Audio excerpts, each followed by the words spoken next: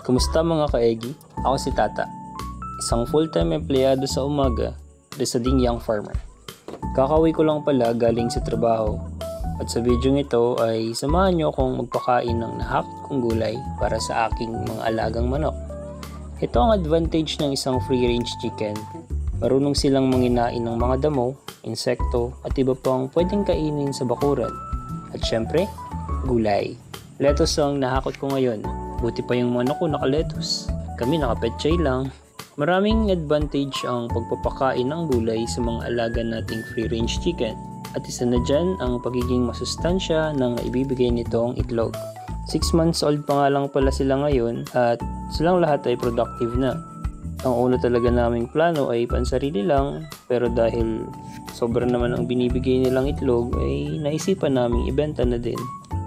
Para nga pala sa mga customer namin dyan at repeat buyers, para sa future na magiging naming customer, ay makakasigurado po kayo na fresh ang brown egg ko, brown egg ni Tata na matatanggap nyo. Ayan, dyan sa part ng video na yan, ay napalike na lang ako, no? Kasi tingnan mo naman kung gaano kalalakas kumain ng mga manok natin ng gulay. The end. Kinulang naman tayo ngayon sa slide, kaibigan.